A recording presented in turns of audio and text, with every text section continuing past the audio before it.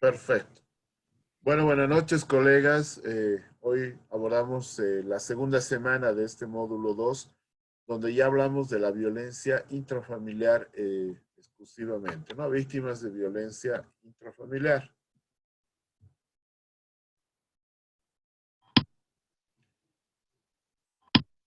Muy bien, y obviamente tenemos que tocar la ley 348, que es la ley integral para garantizar a las mujeres una vida libre de violencia, es su decreto supremo 2145. Pero también vamos a tocar en algún aspecto que tengamos que haya habido cambio, la ley de abreviación penal que ha sido aprobada y promulgada el año pasado. Entonces, obviamente, ¿cuál ha sido el objetivo de promulgar esta ley? Más o menos hace 5 años, o no, hace 7 años aproximadamente. 5 años, 5 a 6 años. La presente ley, ¿cuál tenía el objeto? De esclarecer medidas, políticas integrales de prevención, atención, protección y reparación a las mujeres en violencia. Eh, no sé si se ha trabajado mucho. Bueno, obviamente se ha propuesto algunas currículos escolares, se ha hecho algunos spots en los canales, se ha trabajado sobre la promoción y prevención. Se ha visibilizado más el problema, pero no quiere decir con eso que haya bajado los indicadores. Eh, Tampoco sabemos si se ha recrudecido para llevar un feminicidio, que hasta hace poco, en marzo, estábamos ya en 32 casos en este 2020, que por todo lo que está pasando del COVID-19, un poco no ha pasado a segundo plano, pero está a nivel prensa. O realmente está siendo mejor visibilizado los hechos de feminicidio. Yo personalmente no parto que se haya incrementado, sino yo creo que con la mejor información y con todo lo que se está trabajando, ahora se está visibilizando los casos que creo que han estado existiendo siempre en nuestro medio social y son las cifras negras dentro de lo que es victimología o criminología que nunca se podían establecer claramente. También establece la persecución penal, la sanción al supuesto agresor, ¿no? Y esta parte, si bien está como título de garantizar a las mujeres una vida digna y ejercicio pleno de sus derechos, no sé si el Estado ha llegado realmente a garantizar esto. Creo que los dos primeros objetivos de la ley de la promoción y prevención de la violencia y de mejorar la persecución penal ha podido establecerse y hacerse con una mejor visibilización. En delitos sexuales, el 1% llega a un final, una condena de juicio oral. Ha mejorado de alguna manera, pero no sé si hemos podido garantizar a la mujer una vida digna de violencia. Creo que esa parte de la ley no se ha llegado a alcanzar. Esta ley integral para garantizar a las mujeres libres de violencia, ¿qué es? Es una ley que obliga al Estado a adoptar mecanismos, medidas y políticas integrales. Primero, en el campo de prevención de la violencia. Creo que eso se ha trabajado en estos años. Eh, Se ha visibilizado mejor. Se está formando mejor a nuestros jóvenes, a nuestras jóvenes, para poder visibilizar mejor este problema de la violencia. La atención, protección y reparación a las mujeres en situación de violencia. Se ha hecho una atención que de alguna manera es gratuita. Se ha incorporado a los productos del SUS. Eh, no sé si se está trabajando la rehabilitación, en el resarcimiento, pero bueno, se ha hecho muchos aspectos para poder reinsertar o rehabilitar a las mujeres víctimas de violencia, pero también no nos podemos olvidar a los victimadores de violencia. Si no reparamos a los varones, no podemos llegar a hacer una reparación de víctimas. Y obviamente se ha planteado una persecución y sanción a los agresores, que con la nueva ley de abreviación penal, si bien ha mejorado muchos aspectos de acortamiento de procesos judiciales, de haber mejorado la parte de papelería y los procesos, no sé si estas medidas han ayudado a la víctima de violencia a seguir con un proceso de persecución y de administración de justicia verdaderamente. Si bien ha mejorado los tiempos para que no haya retardaciones de justicia y los procesos sean más dinámicos,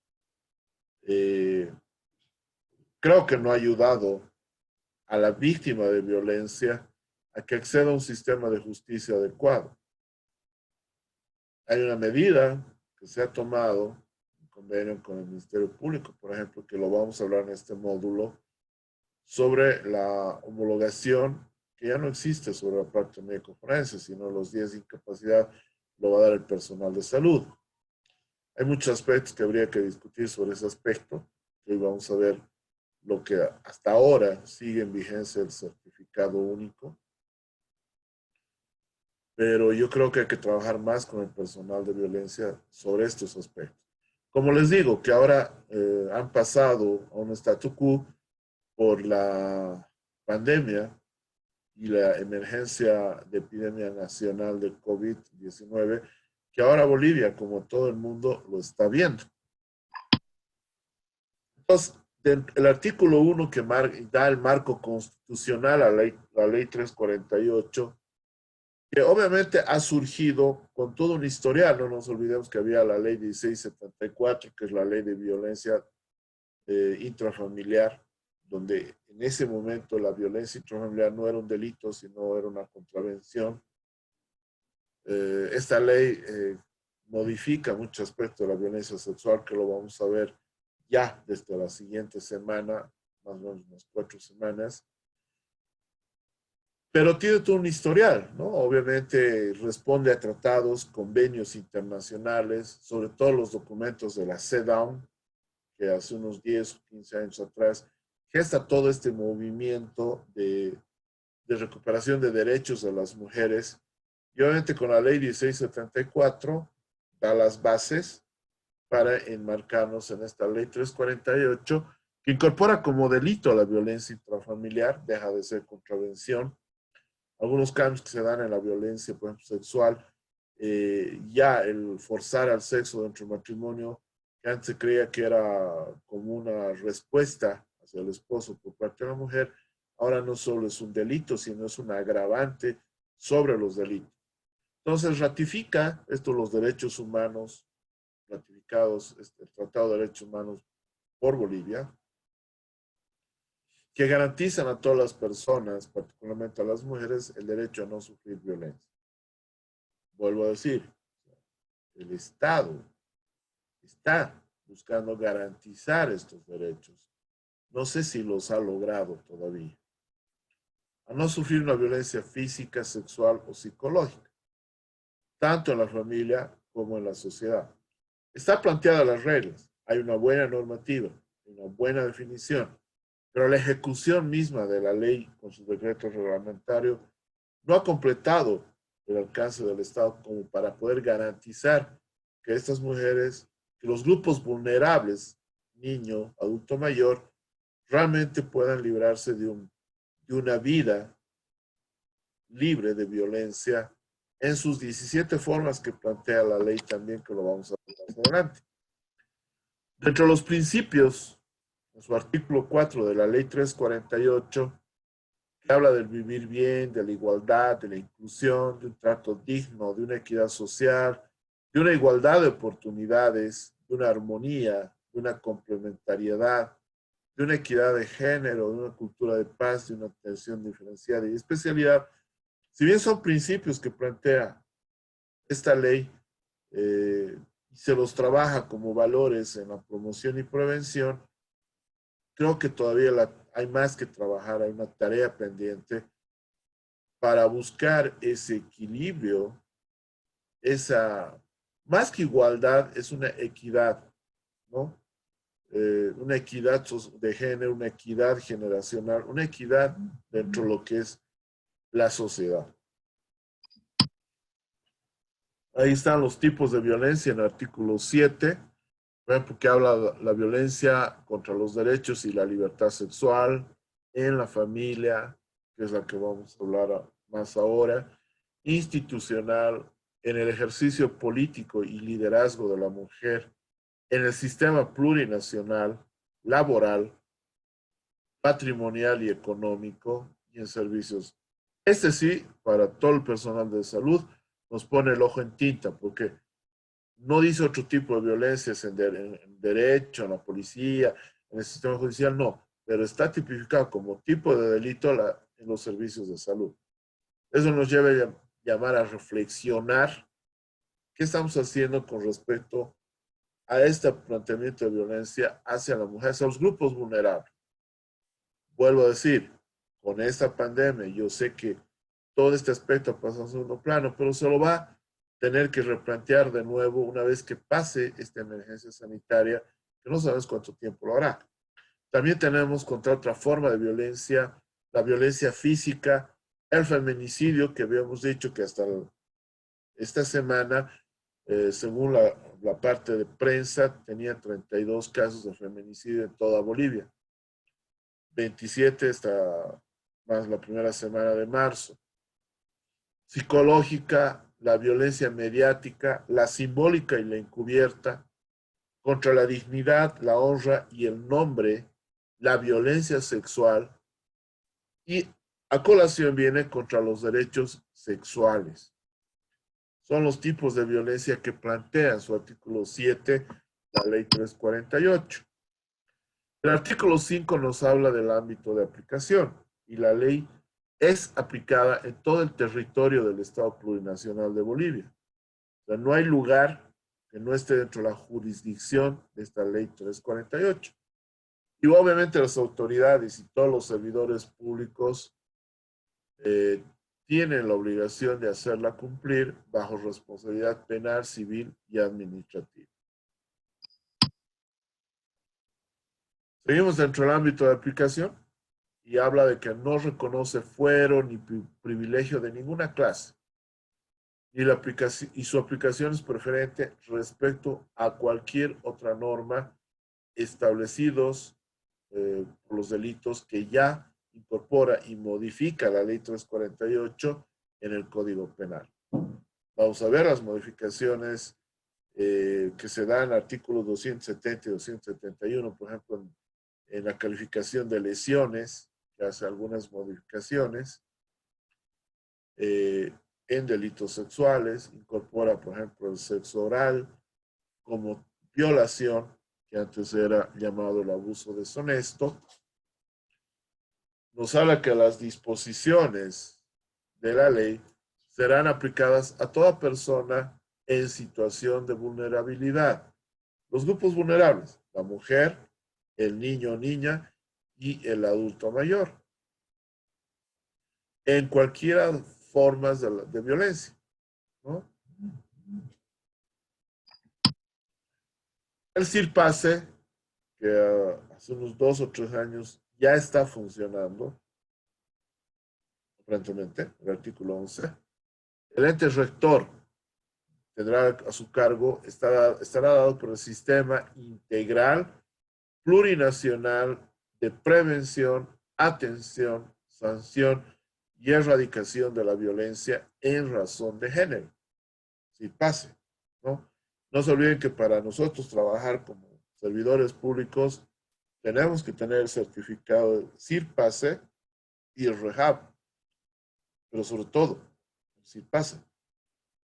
Y que tiene antecedentes de violencia, obviamente no podrá ser servidor público de acuerdo a esta certificación que exige no solo esta ley, sino toda la normativa del sistema público. El artículo 90 indican que todos estos delitos son de orden público, no es a instancia de paz. Todos los delitos contemplados en la ley 348 son delitos de acción pública. Muy bien, entonces ahora toca hablar de la violencia intrafamiliar. Y dentro de la violencia intrafamiliar, lo que vamos a ver ya como aplicación de lo que vimos el primer módulo, que es todo lo que es lesiones simples y complejas, definiremos que la violencia física ocurre cuando una persona en relación de poder con respecto a otra inflige un daño no accidental, casi siempre intencional, por medio del uso de la fuerza física, algún tipo de arma, que puede provocar lesiones externas, internas o ambas. Y no nos olvidemos que cuando calificamos lesiones, no solo tenemos que ver, y está bien, equimosis, escoriaciones, heridas, que son lesiones externas. No nos olvidemos que también existen lesiones internas, por ejemplo, como los tramos abdominales cerrados, los tramos cráneoencefálicos que no van a dar fracturas o lesiones expuestas, etcétera. El castigo repetitivo no severo también se le considera violencia física. Según la ley 348, es toda acción que ocasiona lesiones y o daño corporal interno o externo, o ambos, temporal o permanente. Cuando hablamos de daño, ya estamos hablando de perjuicio de la persona. Y esto lo vamos a ver muy bien en la segunda o tercera semana ya del último módulo. Pero no nos olvidemos que cuando hablamos de lesión que va a producir daño, estamos hablando ya de un perjuicio que se ocasiona a esa persona. La violencia sexual, que lo vamos a ver más detalladamente desde la siguiente semana, es todo acto en el que una persona en relación de poder, ya sea por medio de la fuerza física, coerción o intimidación, obliga a otra a ejecutar actos sexuales contra su voluntad. Les digo que en un 60% es más coerción o intimidación que el mismo uso de la fuerza física. O que participe en interacciones sexuales que propicien victimización, de las cuales el ofensor obtiene gratificación, no necesariamente una gratificación sexual, que eso ya lo vamos a ver más adelante. Según la ley 348, la violencia sexual es toda conducta que ponga en riesgo la autodeterminación sexual de la mujer o del, del menor o del adulto mayor, normalmente mujer, tanto en el acto sexual como en toda forma de contacto o acceso carnal, genital o no genital, o que amenace, vulnere o restrinja el derecho a ejercitar una vida sexual libre, segura, efectiva y plena de autonomía, y vivir la libertad sexual de la mujer. Ese último término realmente hay que entenderlo y manejarlo mucho con pinzas, ¿no? Una libertad sexual. Hay que entenderlo muy bien.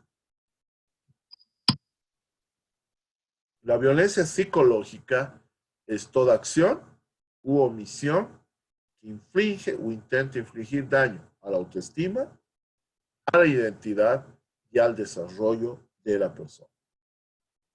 Si trabajamos en una autoestima baja, si separamos a la mujer de la familia, que no salga del ámbito del hogar, estamos trabajando, aparte de la violencia física, si se ha dado sexual, una violencia psicológica, donde va a alterar justamente eso, la autoestima, el derecho a una identidad y desarrollo de la persona.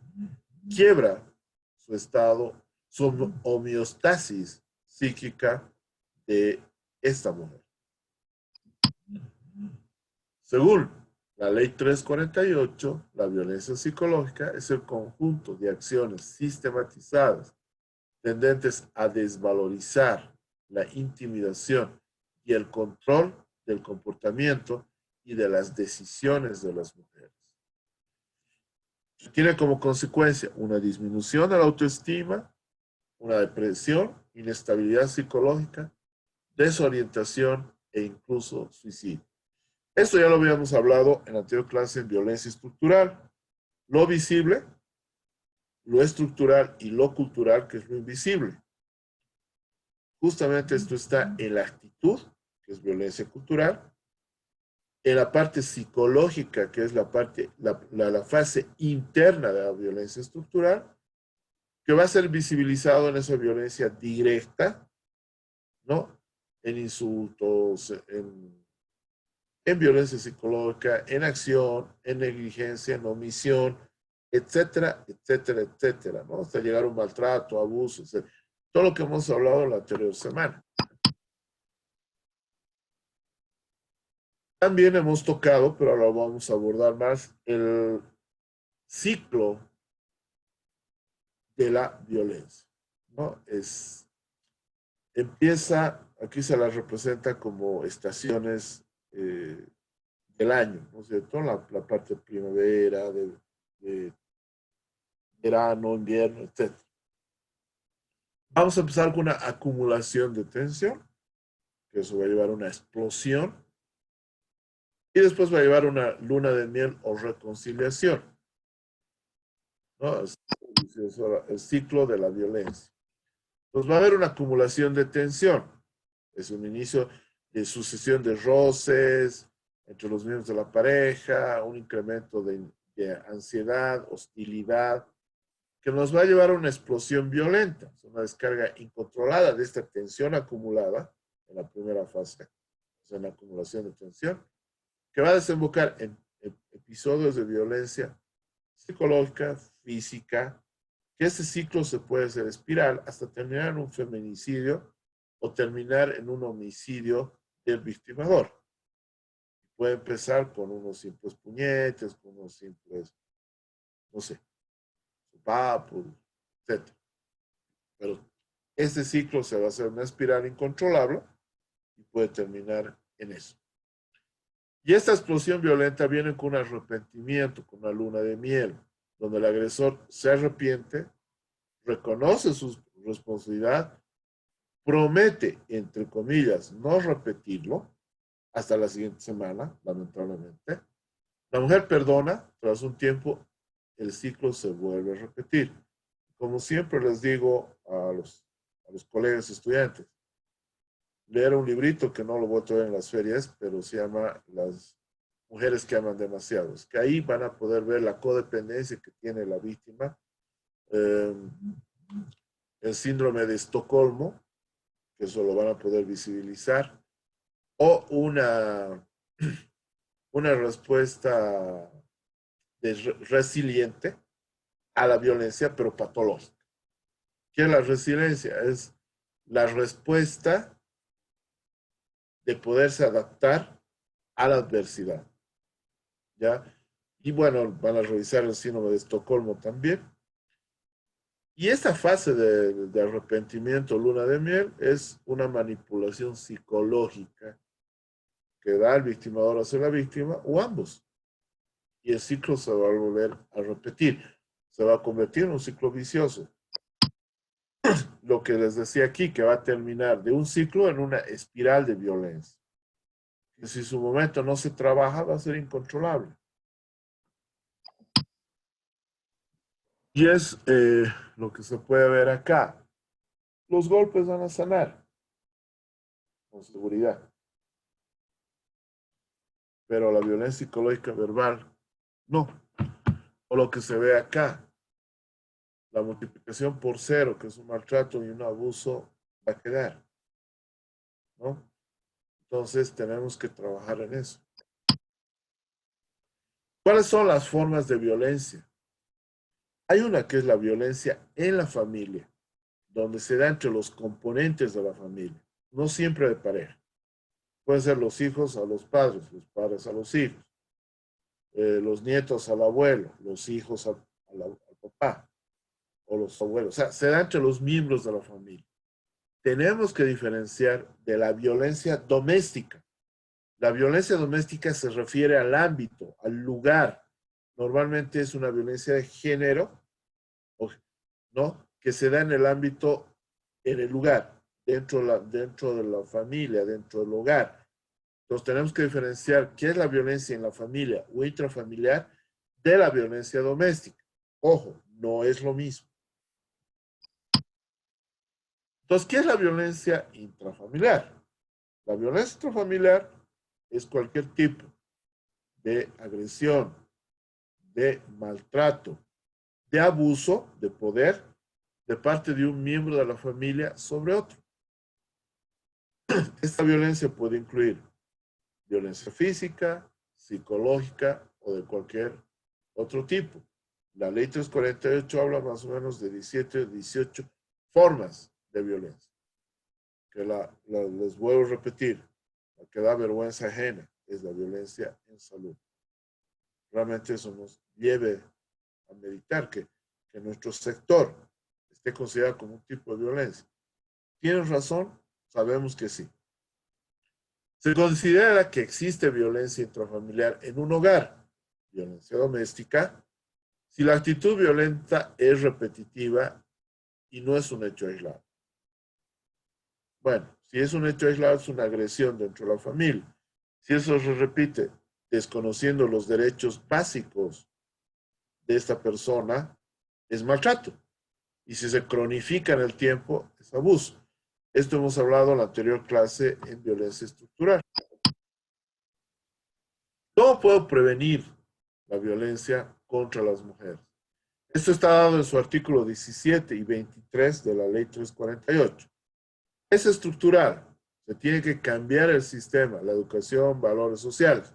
O sea, responde a mejorar lo de la pirámide de Galton, lo invisible, la violencia estructural, la externa, pero también la interna, ¿no es cierto? Individual, para que las mujeres aprendan a reconocer a un agresor y puedan defenderse. Colectiva, para que las mujeres encuentren una protección en espacios comunitarios, grupales, sindicales, gremiales, vecinales, etcétera, ¿no? Por ahí surge las cooperativas hace mucho tiempo, lo que dio a la participación popular y bueno, a las autonomías que ahora se ha vivido. Allí también se juntaban los grupos de mujeres, que ahora también se ha creado las líderes dentro de estos grupos que han sido víctimas de violencia, se han apoyado entre las mismas y con estas líderes se ha trabajado la prevención. Esa es una política muy interesante que se ha dado a nivel nacional ya hace muchos años. Dentro de las medidas está en el ámbito educativo. Por lo menos está diseñado en la currícula. No todos los sistemas de educación lo están tocando a profundidad. En el ámbito de salud, se hace ferias, se hace promociones, se hace capacitaciones. Los resultados, si los evaluamos a plenitud, creo que hay que hacer muchos ajustes para que sean más efectivos. En el ámbito laboral, definitivamente, de tiempo en tiempo, los recursos humanos hablan sobre este sistema. Espero que no sea solo el Día de la Mujer, la Internacional Boliviana, y el 25 de noviembre, porque el 26 ya estamos preparando la Navidad. Creo que hay que profundizar un poco más, hay que crear un compromiso real. Entre los ámbitos de comunicación, sí vemos, se ha dado espacios de poder observar en las propagandas, en los jingles, que se trabaje más en promoción y prevención sobre los temas. La violencia en su artículo 272, que ya tipifica como delito la violencia familiar o doméstica, que por definición sabemos que esta parte no es lo mismo, pero bueno, así está planteado, que es un avance a la ley 1674, que solamente ya era un planteamiento de una contravención. a partir de la ley 348 es un delito penal. Creo que ahí se redunda, porque si es delito está en el ámbito penal, pero así está redactado el artículo, e indica quien agrediere físicamente, psicológicamente o sexualmente, dentro de los casos comprendidos en el numeral 1 al 4 del presente artículo, incurrirá una pena de reclusión de 2 a 4 años. Esta parte nos tiene que llamar a reflexionar. Dice quien agrediere física, psicológica o sexualmente. O sea, quien viole un padre a su hija, un hermano a su hermana, muchos abogados lo pueden trabajar con este punto. Pueden decir, es violencia intrafamiliar dentro de un ataque sexual y pedir de 2 a 4 años. Esta redacción entendemos que está dentro, o sea, técnicamente está bien redactada, porque sabemos que dentro de la clasificación de violencia tenemos la de tipo transversalizada con la violencia por su naturaleza, que les había dicho que era física, psicológica y sexual. Pero no puede ser que algún abogado lo ha planteado, yo les digo porque soy perito, que su agresor es familiar y que es violencia intrafamiliar y que se acogían a eso. No, eso es violación y es con agravante. No son de 2 a 4 años, son de 20 a 25 años si hay el agravante. Menor si es menor de edad. Pero bueno, obviamente eso se lo tiene que trabajar planteándolo las partes y todo de la mejor manera. Siempre y cuando no constituya otro delito, dice. ¿Y en qué caso se da? En el cónyuge o conviviente o por quien mantenga o hubo haber mantenido con la víctima una relación análoga de afectividad o intimidad. No necesita vivir. Basta que sea novio o enamorado, que haya este tipo de violencia. Es dentro de la violencia familiar. Ese de o doméstica, ya les explica que conceptualmente no es lo más correcto. La persona que haya procreado hijos o hijas con la víctima aún sin convivencia. Los ascendientes o descendientes, hermanos o hermanas, parientes consanguíneos o afines, en línea directa o colateral hasta el 4º grado. Que la persona que estuviera encargada del cuidado de la guarda de la víctima o si ésta se encontrara en el hogar bajo situación de dependencia u autoridad. Tutoría es lo que estamos hablando. En los demás casos, la parte podrá hacer valer la pretensión por la vía correspondiente. Es así como está definido de lo que es la violencia dentro de la familia. La ley 348 habla de la violencia feminicida, habla del feminicidio, que es la acción, ¿no?, con extrema violencia que viola el derecho fundamental a la vida y causa la muerte de la mujer por el hecho de serlo, ¿no? Y esa mariposa habla de los silencios de las mariposas, que hay una película que habla justamente de las hermanas Mirabal, el por qué el 25 de noviembre se recuerda la violencia contra la mujer, ¿no? Bajo la dictadura de Trujillo, estas mujeres son asesinadas ese día y esta parte de la mariposa era una manera de contacto entre estas mujeres que pelearon por sus derechos y son, bueno, no os voy a contar la película, mejor veanla, ¿no? Y obviamente el artículo 64 habla del feminicidio, ¿no?, que se sancionará con una pena de presidio de 30 años sin derecho a indulto a quien mate a una mujer en cualquiera de las siguientes circunstancias.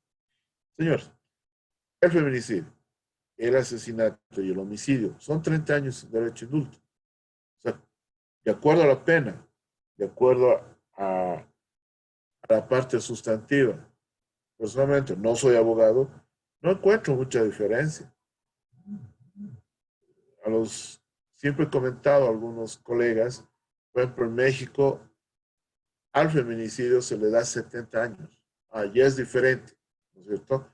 Entonces puede dar una pena, no sé si sea la solución, pero se da una pena mayor a la habitual cuando se trata de un feminicidio.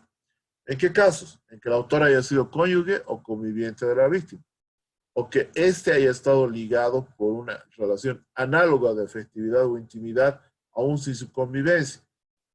Se parece a los aspectos de la violencia intrafamiliar, ¿no? O por haberse negado la víctima a establecer con el autor una relación de pareja, enamoramiento, afectividad o intimidad, o por estar la víctima en situación de embarazo. La víctima que se encuentra en una situación o relación de subordinación o dependencia con respecto al autor, o tenga una relación de amistad, laboral o compañerismo. Ojo, este punto no plantea una relación de afectividad. O sea, puede ser el jefe, puede ser el superior, puede ser el docente. O sea, este aspecto habla no de una relación de intimidad o afectividad, sino una relación de subordinación. También va a ser considerado feminicidio. Si la víctima se encuentra en una situación de vulnerabilidad, la mujer, el menor y el adulto mayor ya son grupos vulnerables. El varón no deja de serlo. Ojo, no digo que no lo sea, pero está menos visibilizado, lo que no quiere decir que no sea víctima de violencia. Cuando con anterioridad al hecho de la muerte, la mujer haya sido víctima de violencia física, psicológica, sexual o económica, cometida por el mismo agresor. Cuando el hecho haya sido precedido por un delito de libertad individual o libertad sexual. O cuando la muerte sea conexa al delito de trata y tráfico de personas, o cuando la muerte sea un resultado de ritos, desafíos grupales o prácticas culturales. Un poco contradictorio con lo que plantea la Constitución, pero hay que desmenuzarlo, lo de prácticas culturales. Muy bien, hablando de la violencia física, porque por eso el primer módulo era pura lesionología, tenemos que hablar que todavía está vigente el llenado del certificado único en hechos de violencia o en el marco de la ley 348. Y la ley 348 en su artículo 65 plantea justo los certificados médicos y establece, o sea, indica que para establecer el estado físico de la mujer, hubiera sufrido una agresión física o sexual, cualquier profesional de salud que preste servicios en instituciones públicas o privadas acreditadas deberá extender un certificado médico de acuerdo al protocolo único del formulario único, que es lo que ahora vamos a hablar y desarrollar en todas las siguientes semanas cuando hablamos de violencia sexual y las dos últimas de violencia obstétrica o de obstetricia forense como tal, más que buena ser. Para fines judiciales, este certificado médico se tendrá como un indicio respecto a los delitos establecidos. Aquí dice, una vez homologado, tendrá un valor probatorio. El certificado debería ser homologado por un experto, una experta forense. No dice médico forense del IDIF. Dice una experta o un experto forense. Cuando hablas de una experta, tiene que tener cursos o que acredite peritajes dentro de lo que es violencia conyugal, sexual, violencia de género. ¿Sí? Y solamente en ese caso que existe necesidad fundada, ineludible, se podrá practicar otro examen médico a la mujer. Por la ley de abreviación penal, esto cambió, por lo menos en acuerdos hasta los hechos de la famosa revolución de las pititas, estaba en acuerdo de que ya se suspendía la homologación y el personal de salud debiera dar días de incapacidad como tal, ya no ir a la homologación. Si bien el fin era desconcentrar los consultorios forenses, aunque hay forenses en la ciudad, no hay mucho problema, esto se acredita, este se abunda más en la parte desconcentrada, la parte rural del campo, pero la experiencia que he tenido estos 10 años capacitando por el país, hay que reforzar mucho y trabajar mucho en la capacitación y en el cambio de actitud del personal de salud con respecto al abordar a estas mujeres víctimas de violencia, certificarlas, atender producto del SUS, o sea, atención gratuita, como dice la ley, y el producto, uno de los productos del seguro del Sistema Único de Salud, y hay que cumplirlo. Esto ha modificado, pero por todos estos hechos de las pititas y ahora de la pandemia, creo que todavía no se ha terminado de ejecutar como tal. El examen médico, cuyo objetivo fundamental es establecer perfil lesionológico, establecer el daño corporal emergente en la víctima y relacionarlo con el hecho violento. ¿Quiénes son los responsables del examen? Son los médicos del servicio público, del sistema a corto plazo y privados acreditados con o sin fines de lucro. ¿Qué estoy diciendo? Los tres subsectores del sistema público de salud. Aquí la víctima adopta una posición supina o prona para poder hacer el examen, lo que quiere decir el decúbito ventral o el decúbito dorsal. Muy bien, ahora vamos a hablar de lo que es el certificado médico de acuerdo al protocolo único de salud integrado en ese formulario único de salud, que por ahora todavía sigue vigente, ¿no? Aunque han cambiado algunas guías y demás sobre violencia sexual, que como les digo, con estos problemas sociales y ahora de pandemia, todavía esto no se ha terminado de establecer y yo creo que cuando pase todo este periodo recién se terminará de ejecutar estos cambios que les estoy anunciando.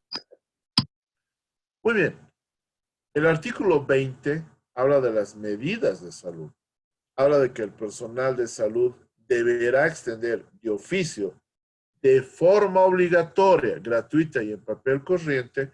No tienen que esperar a que les pidan, queridos colegas, un certificado médico a mujeres que requieran atención por daño físico, sexual, emergentes por actos de violencia contemplados en esta ley. Y el médico forense todavía está vigente, con carácter prioritario deberá homologar los certificados médicos extendidos en caso de violencia y establecer el grado de impedimento. En pocas palabras, días de impedimento. Eso es lo que se necesita. Por ahora, hasta donde yo sé, sigue vigente. Si bien por octubre y noviembre ya había acuerdos, cambios entre el Ministerio Público, el Ministerio de Salud, el IVIF, para que esto se modifique, la parte de homologación, y se dé los días de incapacidad directamente, porque se basan en que solo valdrá de indicio en estos procesos. Por eso les digo, es algo negativo de la abreviación penal para la víctima. Hay muchas cosas positivas, sobre todo la celeridad de los procesos. El 65, ya les dije que habla para establecer el estado físico de la mujer que hubiera sufrido una agresión física, sexual. Cualquier profesional de salud debe tener un certificado médico de acuerdo al protocolo único. Este certificado solo tendrá el valor de indicio. La pregunta del millón, este certificado que tendrá valor de indicio, que ahora se dé con 10 de incapacidad, no va a tener un valor de prueba indiciaria o de futura prueba en juicio oral. Podrá ser introducido como un documento, como una prueba documental. O sea, ahí no está claro, porque, bueno, ya hablaremos cuando hablemos la parte de criminalística, la diferencia de un indicio y de una evidencia, ¿sí? Y muchas escuelas. El certificado deberá ser homologado por un experto. Esto hemos dicho que todavía seguiría vigente, pero sabemos que teóricamente esto ya ha cambiado en la abreviación penal y alguna reglamentación, y el personal de salud tendrá que dar los días, el grado de incapacidad. Que sea práctico, que se va a poder realizar. Creo que el tiempo lo va a decir. Ese es el certificado único, donde primero debemos llenar eh, los datos generales, el establecimiento de salud, no sé, caso de Sucre, por ejemplo, Valle Hermoso, Mercado Central, el que nombre que quieran darle de acuerdo a la región que ustedes trabajen. El primer nivel de la red de salud, ubicado en tal lugar, en tal ciudad, Sucre, Oropesa, municipio de Sucre, Oropesa, Chuquisaca. El proveedor, bueno, Juan Sin Miedo, Juanito Los Palotes, con matrícula profesional tantos, en el caso específico de sus funciones. Certificará a horas,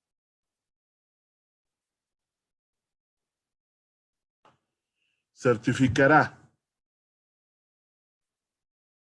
que a horas del día y del mes y del año se realizó el examen a la paciente, que no necesariamente es la fecha, el día, la hora y el mes de solicitud del certificado, aunque por la ley debería ser inmediato. O sea, si yo he revisado, debería otorgarle de oficio, sin que me solicite, este certificado. Ojo, eh, se dará aquí a los datos de la víctima o de la paciente, el nombre, que si es menor de edad, no se olviden por código niño adolescente, son iniciales. Sexo, edad, estado civil, carnet de identidad, dirección y teléfono de la supuesta víctima. El consentimiento informado es vital, está constitucionalizado, colegas. El artículo 44 de la Constitución Política del Estado habla del consentimiento informado. En el acto médico, en intervenciones, en la muestra para VIH y también en los hechos de violencia, ¿no es cierto? Aunque ahora se incorpora un consentimiento informado en este manejo también de la epidemia COVID-19. Entonces, dentro de los consentimientos informados está este. Yo, nombre de la víctima, con su cédula de identidad, habiendo sido informada por el proveedor de salud, doctor, no sé, el nombre de ustedes, sobre todos los procedimientos que se llevarán a cabo en mi persona, en el examen físico, dada la importancia de los mismos, dentro de la investigación del cual se deriva, sí o no, tienen que poner con un círculo, subrayado, con carita feliz, no mentira, ya, solo círculo subrayado, si sí o no, otorga en forma libre, espontánea, su consentimiento, autorizando toma de muestras, evidencias biológicas y no biológicas, necesarias e imprescindibles, con procedimientos necesarios. Aquí tienen que advertir que ustedes pueden sacar fotografías con el solo objetivo de administrar justicia. Solo eso. Si les dice que no, ahí terminó. No tienen por qué recriminarla ni decir que se esté inventando. No quiere, ahí terminó. Pero se tiene que llenar el formulario.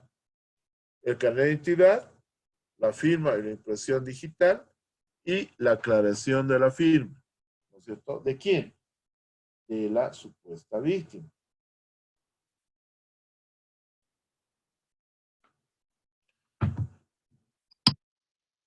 La anamnesis, ya entonces integramos fecha y hora de la agresión, el lugar de la agresión, si el agresor se encontraba bajo influjo de sustancias embriagantes, drogas, alcohol, el alcohol es una droga, ¿no? Estamos haciendo una separación, eh, igual que el tabaco, marihuana, cocaína, etcétera. Si la víctima se encontraba bajo efecto de sustancias embriagantes también, estimulantes, depresoras, alucinaciones, que ustedes lo tienen que interpretar. Por favor, no van a preguntar a una víctima, ¿estuvo bajo los efectos de alucinógenos? Nos puede decirle con qué se come eso. Ustedes tienen que hacer la pregunta e interpretar porque ustedes son los legos. Número de personas que agredieron. Si el presunto agresor es conocido o no, normalmente lo es. El vínculo con el agresor. Otro, y especifique qué familiar si no está dentro de esto. Si el agresor la agredió físicamente, si hubo forcejeo o defensa. ¿Por qué será importante el forcejeo o defensa? En el momento cuando esté viendo las uñas, colectaré las mismas para encontrar sangre o ADN del supuesto agresor.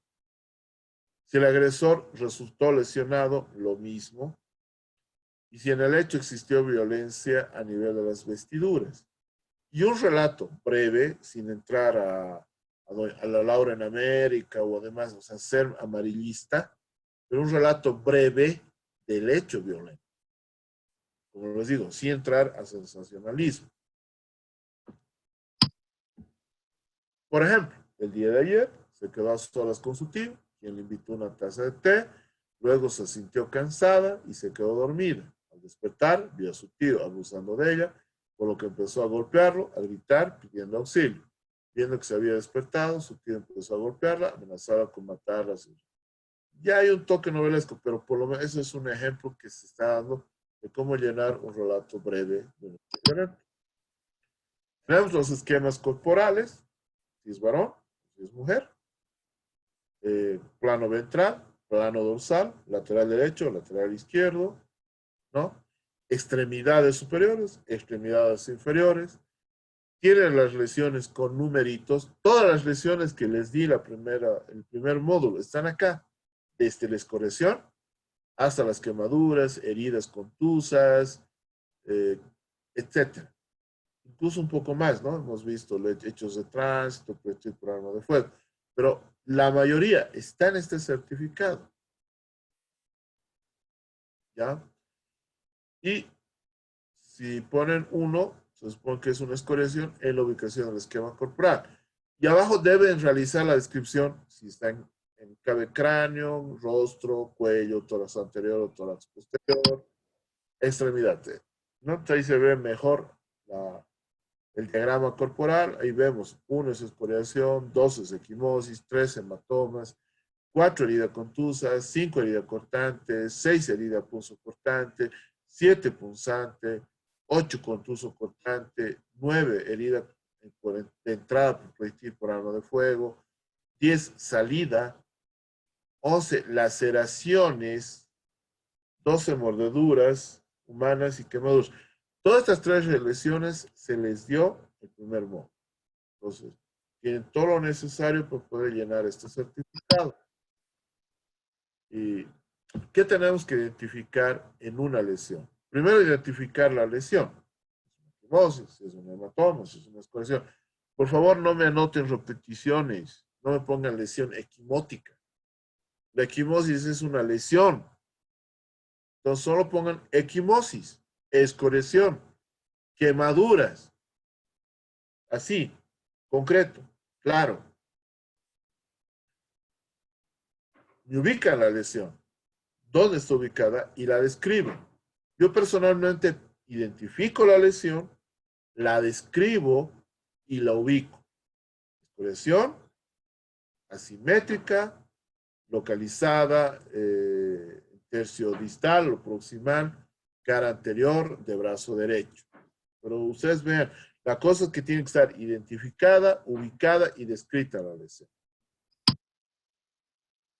Entonces ahí tenemos atrás los conceptos, a pesar que ya lo tienen, que es un eritema, que es un edema, que es un equilón, que es una sugilación, que es una escoriación, que es una herida, que es una quemadura.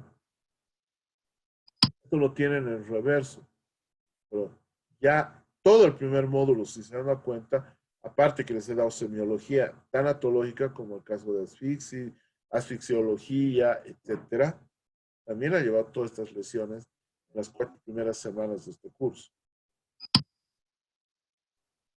Se da el tipo de lesión, por ejemplo, ahí tenemos dos. Dos es una equimosis. Según el esquema corporal, está ubicado en región ciliar, en mi cara izquierda, para usted. El 1 es una escoriación, está mal escrito ahí, excoriación, localizada en tercio proximal, cara dorsal y antebrazo derecho. ¿Ya? Entonces, eso tienen que escribir ya en la parte descriptiva. Tenemos otros ejemplos también, ¿no? Y todo lo que acabo de decir se describe si es en cráneo, en cara, en cuello, tórax anterior, posterior, abdomen, región lumbar, pelvis y extremidades. Donde corresponde, describen el tipo de lesión. Bueno, un poco aquí estamos hablando de delitos sexuales, que lo vamos a ir más rápido porque yo desde la próxima semana, bueno, perdón, les voy a explicar desde la próxima semana todo esto. Las lesiones vaginales y las manecillas del reloj. Vamos a ver esta descripción en vagina, vamos a ver el proctológico,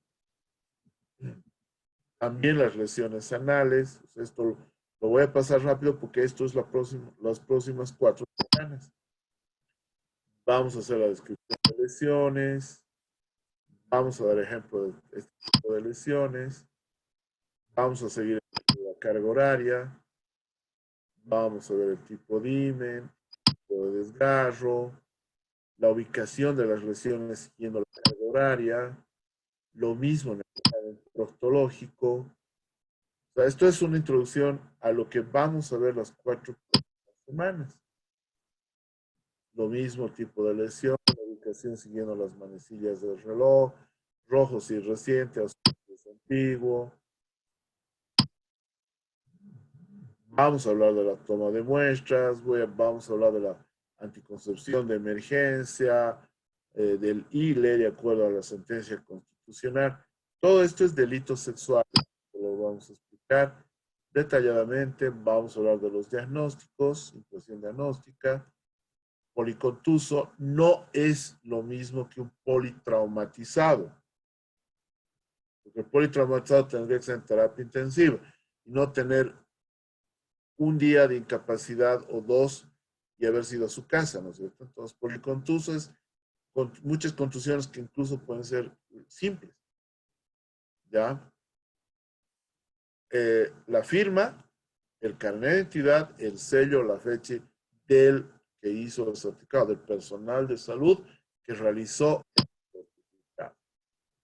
Ahí están, por ejemplo, contusiones en cara y hombro izquierdo, un himen desgarrado, la agresión física y sexual. Violación no es diagnóstico, es la tipificación de un delito. A pesar que en el manual de violencia de hace unos 10 años atrás, donde todavía contemplaba la 1674, incorpora al CIE 10. Ese es un error, porque esa es una tipificación del delito. Quien lo debe hacer es el fiscal, no nosotros como personal de salud.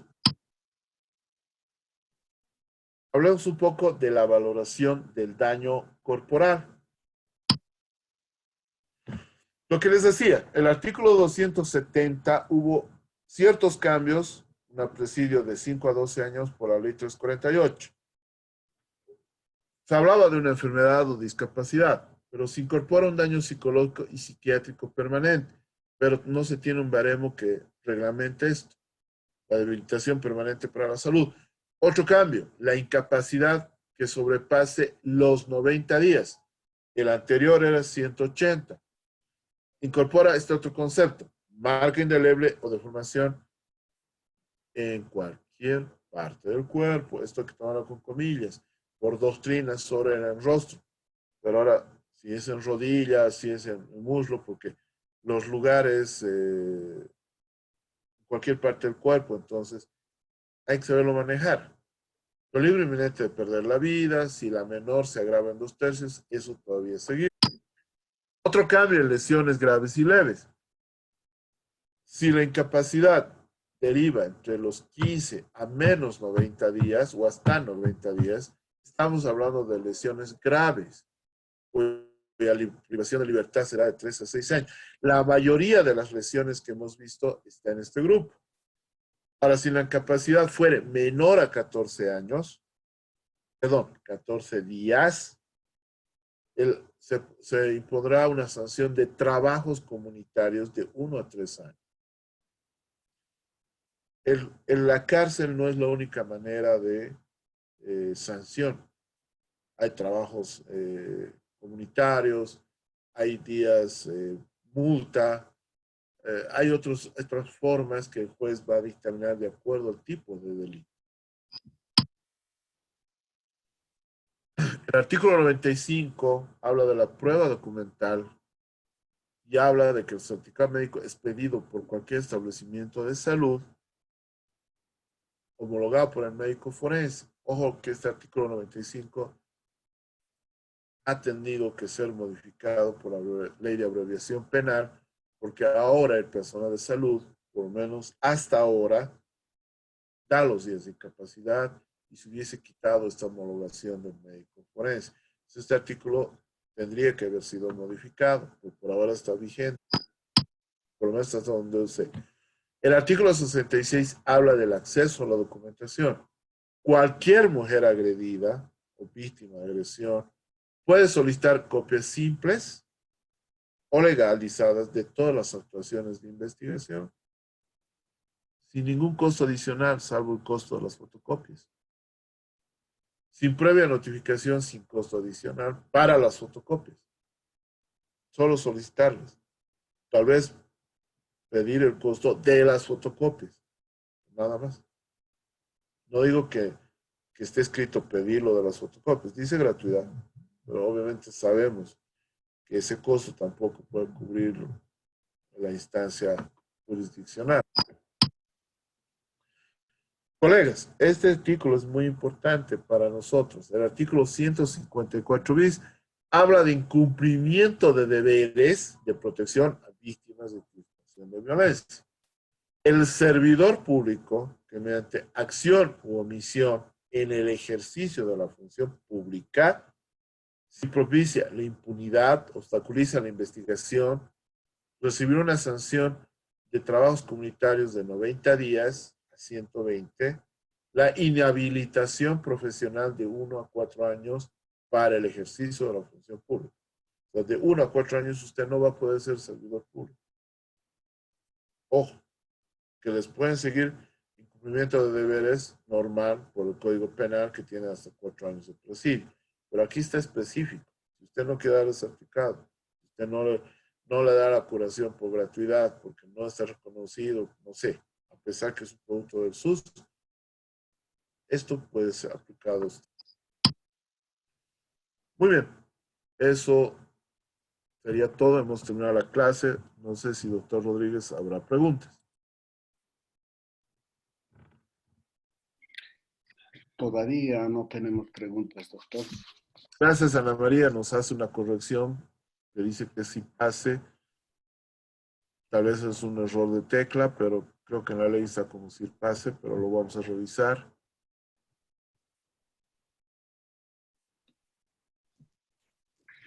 Bueno, creo que no es para mí eso, doctor, de que él es imposible ir al banco. Sí. ¿No es cierto? No tenemos más preguntas. Invitamos a los participantes a que puedan utilizar su micrófono además, pueden habilitar su micrófono para hacer preguntas. Porque en realidad no hay preguntas, ¿no? Sí, sí, no Bien. hay. Estamos un tiempo.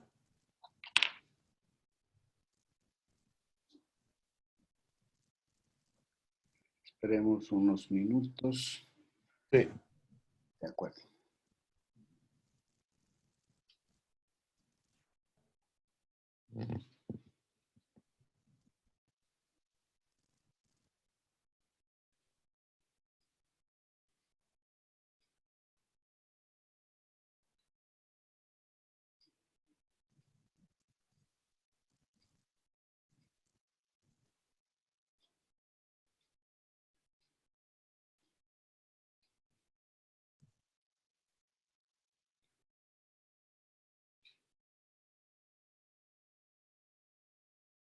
Bueno, aprovecho para comunicarles a los participantes que la pregunta 2 de la evaluación que deberían entregar hasta horas 19:20 de hoy, queda anulada porque ha habido un error en la transcripción. No se ha colocado la respuesta verdadera en la pregunta 2. De tal manera que la ponderación va a ser sobre las 9 preguntas restantes. aclarar que es un error del sistema. ¿Ya? Ana María habla de que si el último artículo es solo en caso de violencia a la mujer. Es una buena pregunta, Ana María, que hemos planteado, porque daría a entender que el varón no es víctima de violencia de género. Y tal vez hubiera sido interesante hacer una modificación, ¿no? Porque hay un aspecto que dice que solo por el hecho de ser mujer. Sí, sabemos que de 10 casos, 7 la víctima es violencia, es mujer, pero hay 3 que puede ser el varón. So que es, no, por el hecho de varón no es muy visibilizado. Así está planteado la norma, Ana María, pero sí tienes razón. O sea, sería bueno que en un momento se puede revisar esta ley. Creo que se ha propuesto hacer esos cambios, pero como vuelvo a repetirte, la ley está redactada de esa manera.